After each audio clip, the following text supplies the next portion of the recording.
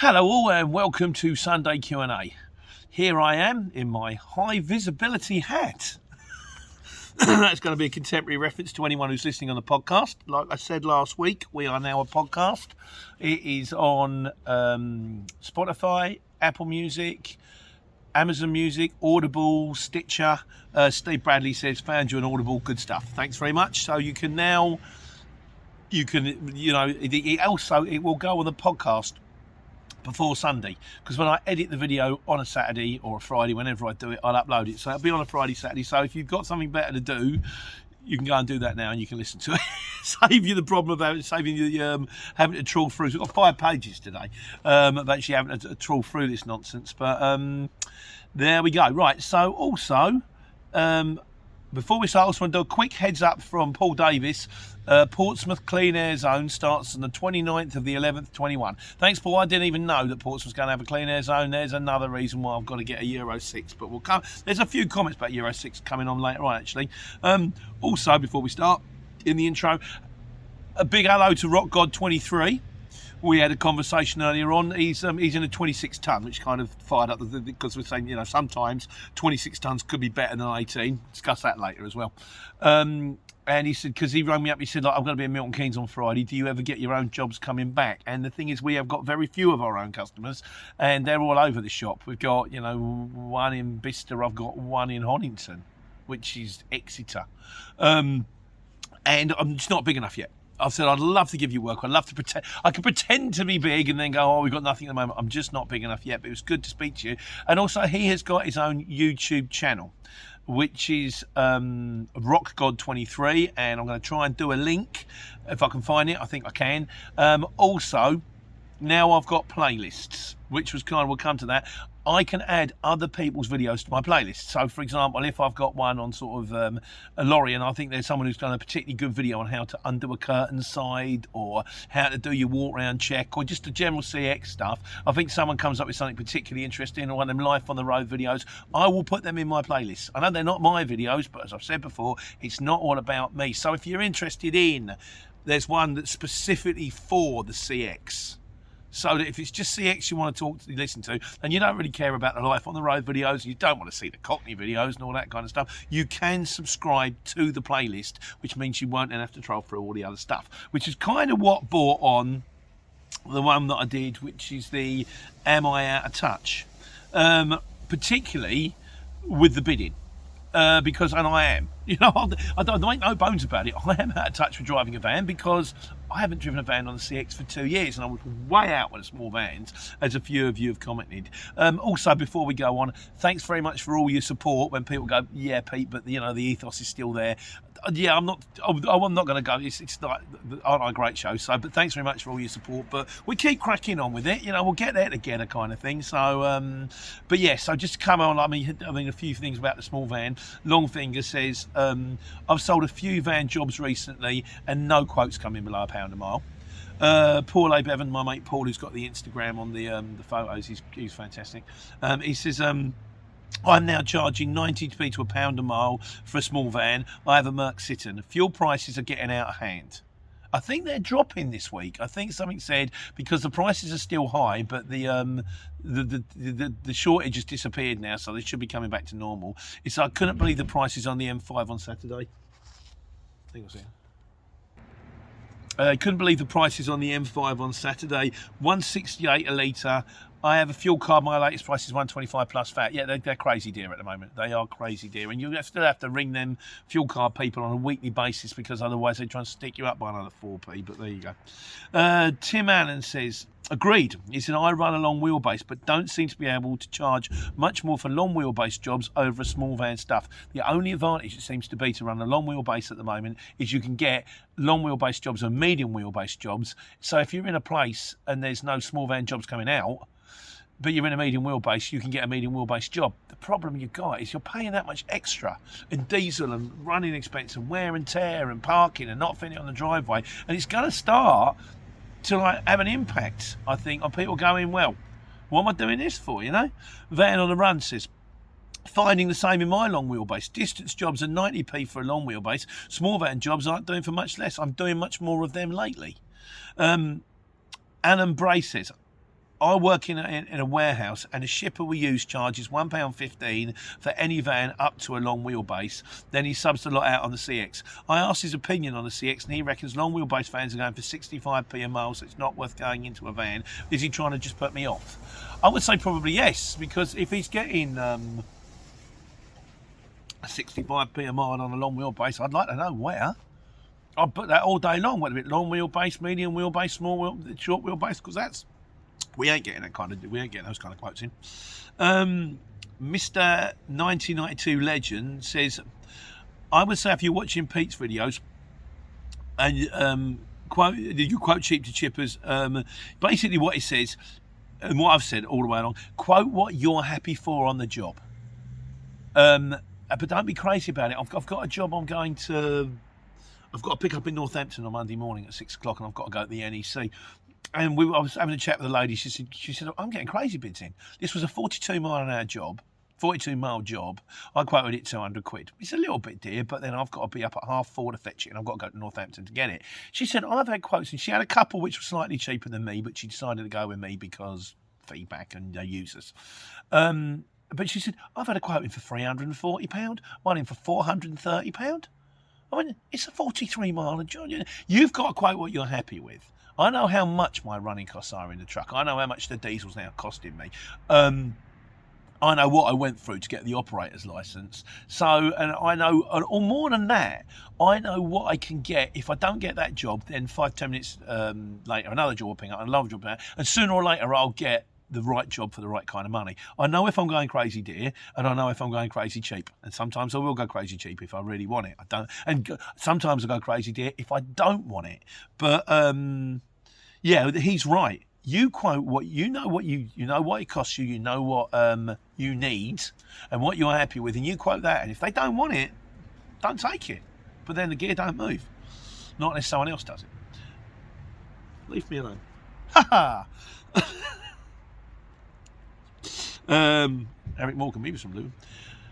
Another contemporary reference for the podcast people there. Thanks for listening. Domain name guy. He says 150 a litre today for petrol at the BP. I saw driving a van for the first time over 18 months, 150 a litre. He also said Tesla's have got an electric van, and Amazon electric vans all over the place. They just put this here, there and everywhere.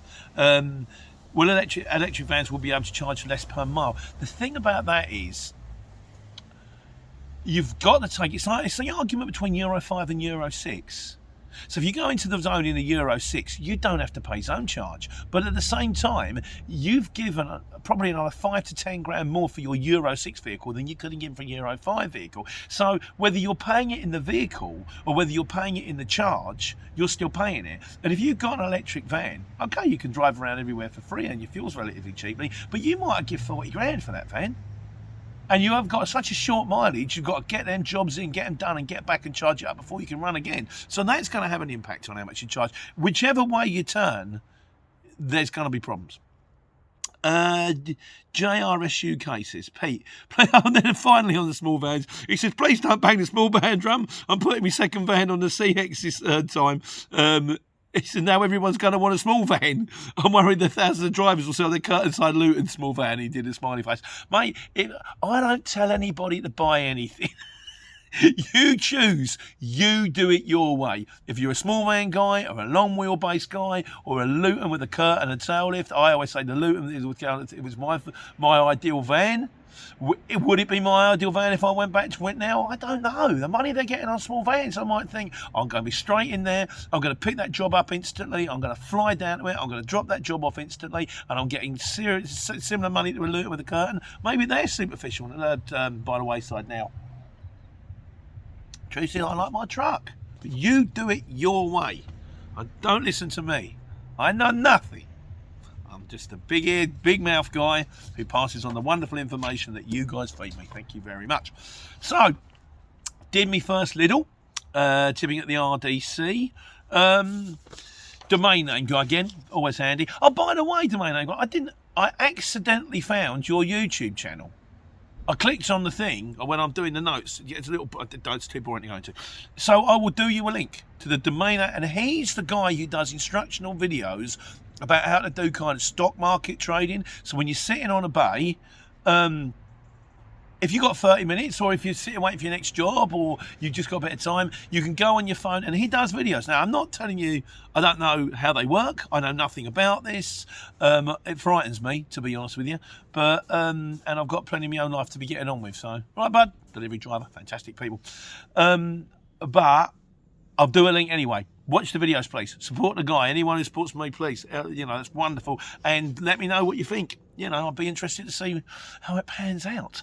So, but he says, all RDCs should be a self-tip. It's the only way forward, and a win for the RDC and a win for the driver, because the only person a driver can blame for delay in tip is the RDC itself. My shift change. Oh, yeah, sorry. Yeah, that was... I was in rugby this morning. It's Saturday, and I was up at 4:30 again because I had to drop what I picked up last night in rugby at 6 o'clock this morning. And they put me on the bay.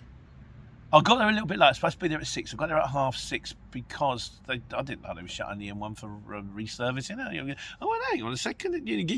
Put it in the night before. It's an hour. Put it in this morning. It's an hour and 20 minutes. Where did that come from? Oh, the M1 shut. Brilliant. And they put me on a bay, and then 2 pallets went off. Then they had a shift change. I had 7 pallets. So I sat there for 20 minutes while they did a shift change, and then they took the other 5 pallets off, which is fine, because for Amazon, that's quick. Actually, Amazon isn't too bad lately. But if I could have tip myself, I'd have been done. The one thing I will say about Lidl, so this came back this week, because I went in there and I had the paperwork, and it was kind of like a safety sheet, and it does say at the bottom, name and print and all that, and the guy signed it. And then we got a phone call from the ship about 2-3 days later going, that's not the paperwork we wanted. We should have stamp paperwork. So we've gone back to, as it is, the customer that I did say to him when I picked the pallets up, is there any paperwork to go with this? The bloke went, no. I said, fine, I'll make my own. As it turned out, Lidl's gave me some of their paperwork with their name on it. I thought, well, that's better. And also, as an app, so I don't always do this because I was a little bit wary about it. Once I'd actually delivered it all, I took a photo. So you can then send that back to the shipper and go, look, you can give this to your customer. Here is a picture of his goods, all delivered in good condition on the floor at Lidl's in Exeter. So if they turn around and say they haven't got it, it's no good, here's a photo to say that they have. What will come back from that, I don't know, but I'm sure it'll be fine. Kyle Smith, he says, he said, my first Audi RDC unload ended badly. A full 45-foot container, 3rd pallet of red wine was broken, dropped the pallet, and the next one, the whole load tipped off, smashed, soaking everything, wine and glass everywhere. He said, I wasn't popular. I imagine you weren't, mate, but kind of probably not your fault. That's the problem with that's why alcohol can be a problem. If they stack the pallets badly, or if something's broken, you've got a domino effect, and that ain't. When I was doing the Lidl tip, one of the guys had to pull the lorry back off the bay because one of his pallets at the back, it was like tins of tuna, and it had collapsed.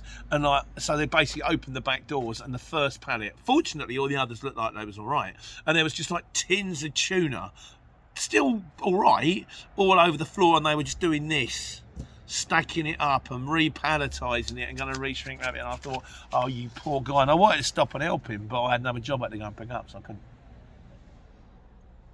couldn't. Godzilla says, if I think I can get away with it by the time I like this, I've thought about doing this myself. By the time the faults come out, there's 4 pallets on the floor, some sweating, but a keen idiot stood next to them with a clipboard and a pen. So what he's saying is he gets to the RDC, says, I've got 4 pallets for you, I assume, then goes outside and quickly whips them out off himself with the tail lift and the pallet truck. So when the guys come out, you can just go, there's pallets, sign here, and drive straight out. The thing about that is it can take 15-20 minutes to take, well, depending on your tail lift and all that kind of stuff, certainly 10 minutes to whip 4 pallets off. And if you've just whipped them off and then the fault truck comes out at that instant, you think, he would have pulled them off in 2 minutes. I've just done like 10-15 minutes work sweating, then I've saved myself 2 minutes. But I do like that, and the fact you could go in and say, by the way, mate, your pallets are outside, do you want to sign here? They're in the wrong place, mate, can you take them around the corner? You got to put them back on again. That's always up there. And Steve Turton says, take care, take money, every little helps. humour. Marvellous. Right, so we're going to go on to the wise guys now. A few things have got cleared up. You know, this is the section of bits that people tell me that I don't know. And the urban trucker, who is an absolute star, knows loads of stuff that I don't know and puts me right a lot of the time when I'm wrong, which is 90 to 100% of the time. He says, because I said about O licence, the guy said, do you need no licence for a scaffolding lorry? He said, to answer the question, someone said, do you need one for a scaffolding lorry? It comes under the scope of, as a long vehicle is over 3.5 tonnes. The Janet and John version is if you're over 3.5 tonnes and it's being used for business, then an O licence is required. Or if the goods that are carried are not the property of the vehicle's owner, it still requires an O licence regardless if the vehicle owner is being paid or not to move the goods. But basically, if they're not your goods and you're moving them, it's still classed as hire of reward. It says the only time where an O licence is not required is if the vehicle being used solely for private use. This is a very basic rule of thumb. So say, for example, you hired a truck and you use that truck to move your house. Then you don't need an O licence because you're just moving it to move your goods. If you're doing it for your mate, even if he's not paying you, technically you need an O licence because that's hire and reward, I believe. For instance, if you're he said I would write these things regulations down, but it take forever. He says, and as for a horse box, he says if you're taking your horse, that's fine. But if you're taking someone else's horse, still hire and reward, even if you're not charging them. And if you're taking your horse to a race, then you need no licence because hire and reward. It's like, oh my good God, like, you know. So I think the safest thing to say, the best thing to do is just get one if you can. If you're carrying your own goods and you're a scaffolder, get an O licence, get a restricted O licence, you're only carrying your own stuff, and then you're covered. Yeah, hope that clears things up. If you want to read Urban Trucker's full thing in full, it's there in the notes. It's very informative. He also says he's with me on this because we talked about, you know, previously the idea of buying a Euro 6. He said, I agree with you. It's not worth forking out the dough unless you're in and out of London every day. He said, my van is Euro 5 and I just pay the ULEZ and the congestion charge, but I get all the advantage of running a brand new van as long as you can make it pay. So, JRS UK. He said, Pete, my limited knowledge, because this is on VAT. He said, my limited knowledge of VAT would say you're better off on a flat rate if you have a turnover of under 150,000 when you register. You can go up to 230,000 once you're registered. You can still reclaim all the VAT on big purchases like vans, which is true, yeah. The accounting is much simpler on flat rate too. I'd say for owner drivers, stay as a sole trader and go on a flat rate scheme. This is only my opinion though. My opinion too, JRS. I agree with you. I think that sounds about right. Good advice there. So, No Name says, this is to do with the weighbridge. He said, I have no idea how these things work. Take it to a weighbridge, and if you're overweight, take it back. Surely you can't drive back from the weighbridge knowing it's overweight. Wouldn't the vehicle be used to would you need a vehicle to vehicle transfer at this stage? This is something I said and I've been put right, and Godzilla's goes into this. He said, yeah, he's dead right there. It goes like this. You, the driver, question if you're being overweight. You're told it's tickety-boo. However, you suspect you're being taken for a fool, so you head to the nearest weighbridge. Go to a weighbridge, do not pass go, do not collect a £200 fine. If you're stopped en route, you can state you're heading to a weighbridge. You've got to go to the nearest one. You can't say I'm on way to a weighbridge, and you go, where did you pick up from? Luton, and you're in Birmingham. You know, like round the corner from the place. If you have to kind of go, you can go, look, I picked up 2 miles away. I've got it in my sat nav, I'm heading. You can even phone them and go, I'm in a truck. I suspect it's being overweight. I'm heading straight for a weighbridge. When you get to the weighbridge, you get a jail-free card because you've driven straight to the weighbridge. He said you've also, however, kicked yourself in the plums, he says, as you can't proceed any further. So what you would then have to do is you have to go, look, they've loaded me, they've told me I'm fine, I've said it's fine, I said I don't think it is fine, I've driven it to a weighbridge, and now I'm at a weighbridge and I'm overweight. So you've got to turn the chipper and go, I'm overweight, you're going to have to send another vehicle to get some of this stuff off, or I'm going to have to take some of this stuff off. Now I'm going to have to tell them the right weight, leave it here, take some of it back, come back. You're not going to be popular with the shipper because he doesn't want that kind of headache. I would say the best thing to do is, I've had it before where they didn't know. Bless her, the lady who booked a 7.5 tonne because she thought you could put 7.5 tonne on it. I'm like, no, love, it's 7.5 tonne, including the weight of the lorry, and the lorry weighs 5 tonne. But I mean, they put this stuff on. There were like 4 or 5 pallets of these machines, and I just looked at my springs and I just went, that ain't moving. There's no way. I'm not driving that an inch. So they had to take it all off again. You can get an idea with your springs. If springs are happy, they're smiling, that's a good spring. If springs are frowning, that's not a happy spring. So you can get an idea. You can also ask about the weight, and you can do everything. Oh, I mean, it takes a bit of savvy, but you get it. Now on to trucks. Van on the Run says, thanks for the info. He says, I've been looking into this one. If I do the truck route, is a 26 tonne is more appealing than 18 tonne. Bigger cabs, because he tramps a lot of Van on the Run. He has his own videos. And all that kind of stuff. He says, do you know how many 26 tonne jobs come up compared to 18 tonne jobs? Have you considered? Not that many, in truth. Mostly a 26 tonne job is more likely to go on a 6-axle. So mostly 18 tonnes, which is why I always say the best truck to run is an 18 tonne curtain side with a tuck under tail lift, but it is involved, and the urban trucking, we'll come on to that in a minute. He said, have you considered running a truck with a tramping driver? I have, but we kind of like the 2 jobs and knock system. The drivers really like it. They're very happy. A lot of them time, they're both early starters. They're normally back by about 3 o'clock. They get to go home. It suits them very well. Be it a rigid or an Arctic. A shipper sent me a 44-tonne Arctic job by mistake a few months ago, and it was like 195 miles and paid £700, so close to $360 a mile. That's kind of what you would charge in an Arctic, yes. But when you think about it, that's $360 a mile. They're charging £1 a mile in a small van. And there's so much more to it. We'll come to that in a minute. He says, I'm sure you could get 2 loads on, but then you've got to marry them up. And I've read that 44-tonne Arctic loads get 350 plus. Are they full loads? You've got to marry them up. So it's what you're better off at £3 a mile in a curtain side and not have to try to go here, there, and everywhere. But I always say, I mean, I'm happy in my lorries. But I have always said it's involved, and Urban Trucker makes this point. He says, hi Pete, he said, the only thing I worry about on your videos is that looking at some of the comments, especially when it comes to truck, people seem blinkered by the rates, hearing £3 a mile, £4 a mile, and think this is the golden egg. I get the impression that a lot seem, because they have a van on the exchange, it's just as easy to run a truck.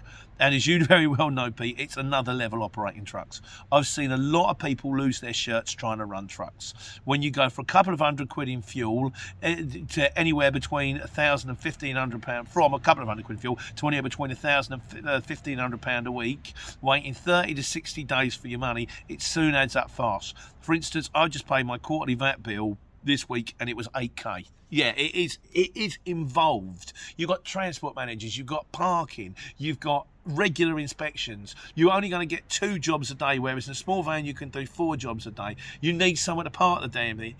It's involved. So I'm not saying don't do it, but if you're going to do it, do your research. I've got plenty of videos on it. I'm sure there's loads of other videos out there. Dig into it. Make sure it's the right thing for you, you know? He speaks a lot of sense, Urban Trucker, and I'm not trying to put anybody off, but everything he said there is true. Or I would agree with it anyway. And he also said, and AdBlue, he says, give Certus Energy a call. Their fuel and AdBlue prices are very good, mate. Will do, thank you. Truck Arena says, thanks, Pete, for the video on this matter. So out of interest, I watched another video recently that mentioned you have to have the 8,000. You've got to have £8,000 available. You don't have to have £8,000 in the bank. You have to have access to £8,000. So you can have a credit card, a blank credit card with £8,000 limit on it, which means if something goes wrong, you could put it on the credit card. But that doesn't mean you've got the 8k. That just means you can get the 8k. Or you can have an overdraft facility, a business overdraft facility of 8k. You're in the black, you've got that. She said, but this needs to be set aside and untouched in the bank. Basically, you leave it there, and other running costs such as rent for your yard, fuel, truck hire comes from the other money on top of the 8k set aside. Is this true? Or can you just use a portion of the 8k to run the business until your invoices are paid? Technically, reader, no, that's true. You can't touch that 8k. At any stage, they can come up to you and go, we're just having a check to make sure that money's still there. And if the money's not there, they can turn around and go, we're taking your licenses away. Having said that, I don't know how often that would happen. They're very overworked at the moment, the DVLA, and like the DVSA have also had their, I heard on the radio the other day, have had their the police force cut by 30%. So it would be up to you whether you decided to do that or not. Obviously, the right thing to do is not to touch it. If you don't touch it, you're golden. If you had to touch it, the chances of them of them coming back are probably not that high, but I certainly wouldn't recommend that you do it.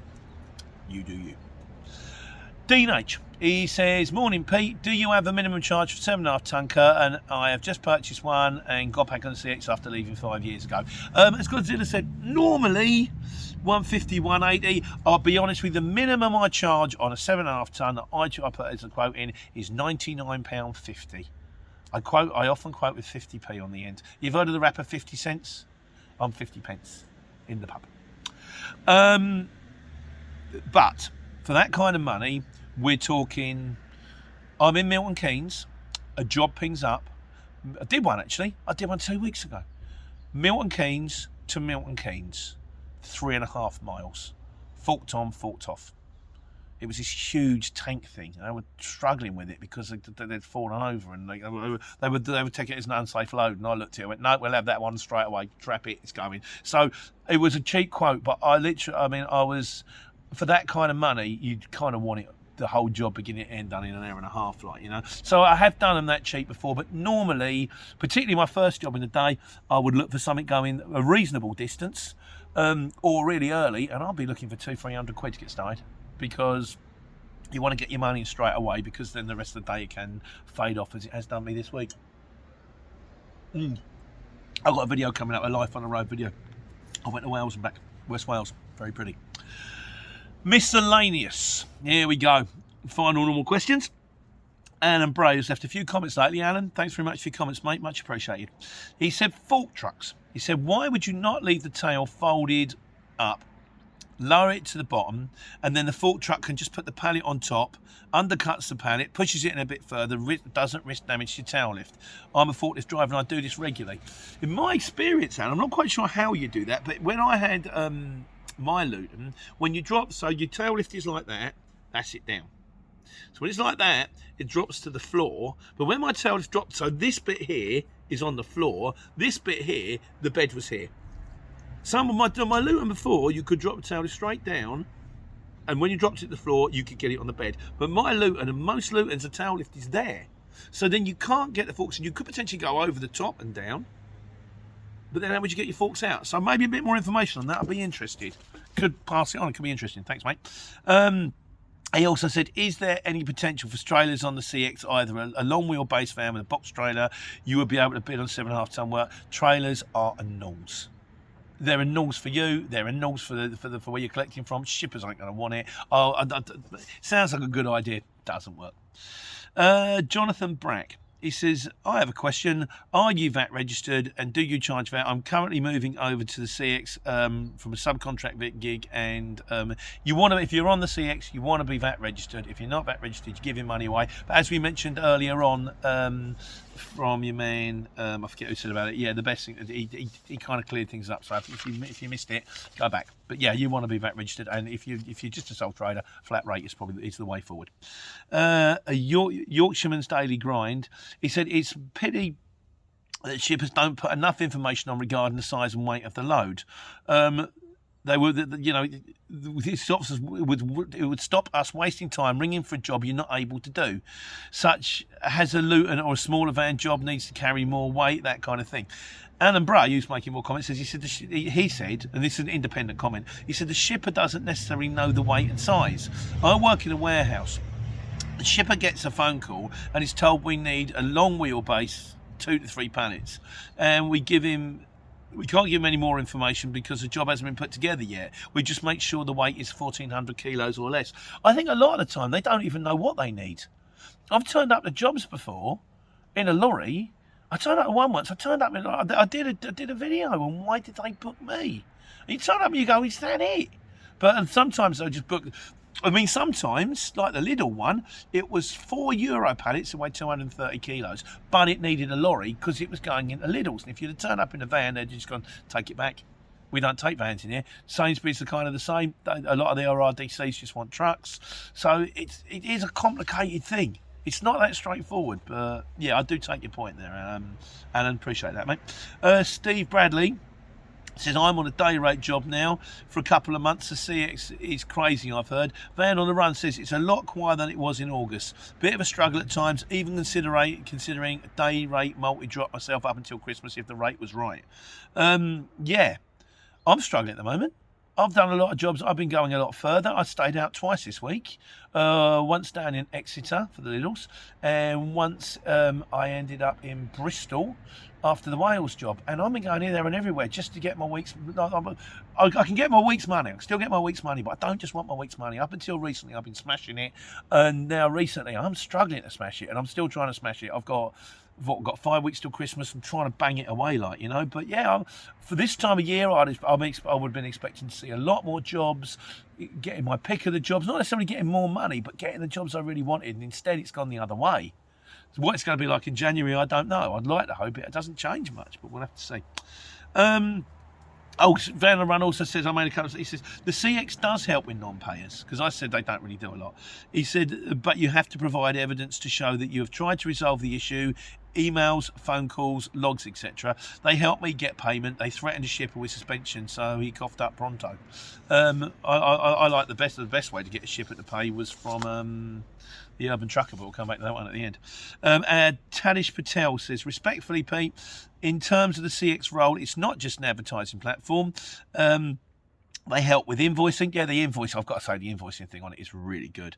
It also regulates how you can operate. They also have some rules that break UK common law, but no one is willing to challenge on them. So it's more than just a platform that puts people together. I'd be curious to know what they are, just because I'd be curious to know. But you're right, I don't challenge them.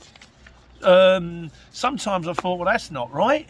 We had one once where, I said before, 2 jobs came through at the same time, and we rang the second person and went, can't take this job. Now I've only got a first one. She said, no, you advertise it, you've got to take it. And then they gave us negative feedback and we appealed it. And the CX went, no, you should have done it. I went, how can we do? We've only got one van. Sometimes, but what can you do, you know?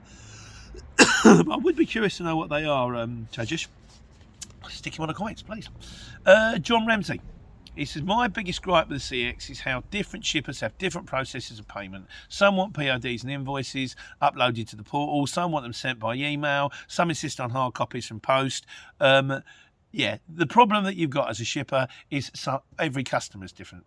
So one guy will ring you up and say, I need you to move some stuff for me, but I need to get the receipts, because if I don't get the receipts, I don't get paid for the gear. The next guy turns up, he says, I need you to move some stuff for me, but we don't want receipts. We're the 21st century. We're paperless. If you send us payment, that's and everybody, the problem is we live in a world where everyone's different, which is fantastic, but because everyone's different.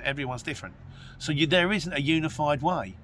And it comes completely down to every customer wants it done their way. It's like Burger King, you know? So it would be lovely. I would love to get rid of paper PODs. I can't see it happening in my lifetime. Oh well. Elite Recovery says, making a community is what drivers need. Making a community is what drivers need. It's what we have here, Elite Recovery. We are a community. We work together like ants. You answer each other's questions. It's a wonderful thing. Tivioso Cornwall. He says, wouldn't it be nice if we could get a deal with a CX from some hotels where a night would be £40 max so drivers could actually have a decent night's sleep in a bath? That would be lovely. The problem is, once again, hotels are working on supply and demand. And when the lockdown was there, well, I was getting travel lodges between 25 and 40 quid a pop. Now, because the thing is, they all get booked up early from people that know they're going down there. And I don't know where I'm going to be 3 hours before. I rock up and they want... Some of the prices on their maps were like 85 to 125 quid. So I'm just going to learn to sleep in a cab. I ain't paying that. But then I think... Or I'll go, well, I'm not going to do the distance job. But at the moment I have to. So we'll see. Constantine Daniel says, hello, Pete. I'm new on the CX. I've done about 10 jobs and I've got one feedback. It's very hard for me to get a job. The only jobs are the ones to London where nobody wants to go. What do I do in this situation? When I quote, I ask for 130 to 140 a mile. I think he's in a Luton with a curtain, so you're on the right money there. And also Dean 9050 says, hi guys, I have a question. As a brand new driver, how do I get jobs without any feedback? Feedback is not the be end all and end all. Ring them. I've done a video on this over there. You can ring them, you can talk to them, you can have a laugh with them. You will get the feedback after a while. Also, Constant Daniel, I noticed that Daniel Grumber left a message saying, ring me. He will help you. He's my transport manager. He's a lovely guy. He will look after you. He's a nice bloke. But yeah, it's not everything.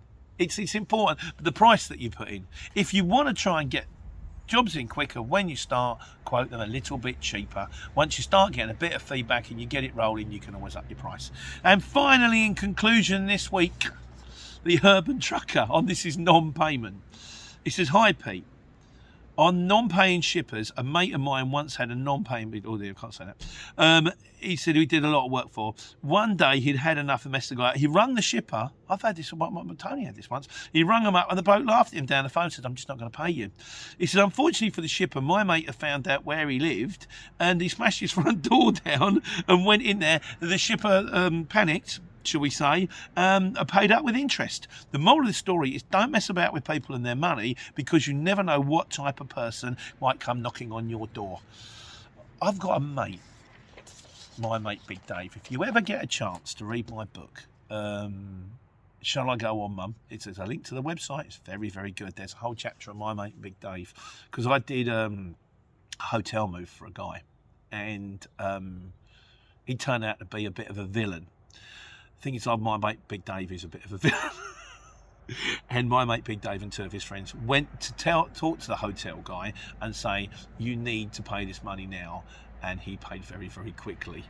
My mate Big Dave had a mate who, once the guy owned a lot of money, he said, a lot of the time they own money, and it's different if they haven't got it, and they talk to you, and they make inroads to money. But it's when they owe money, but they've got lots of money, and they just want to pay it. And the guy knocked on the door. And this bloke had a Bentley on his driveway, had a Bentley just on the road. And he knocked on the door, and the guy answered the door. He said, you see your Bentley over there, the one that's on fire? When the insurance money comes in, I want it. I don't recommend that anybody does this. This is not the way forward. My mate Dave did 11 years in Wandsworth. Well, he actually did 5.5, but he's on licence. Read the book. That's it. It's only Q&A. Don't forget the podcast as well. You can go back and look at all the other ones and any past ones while you're driving, pass the time if you want to. And don't forget, we've got playlists now. So if you just want to go to something specific, you don't have to endure all the other stuff. That's it. I'm going to go and edit this now and get it uploaded. And then I'm going to do something about these leaves. Lots of leaves everywhere. Christmas is coming. Fantastic. And then we can take care. And hopefully we'll have enough money that we don't have to. Bing bong.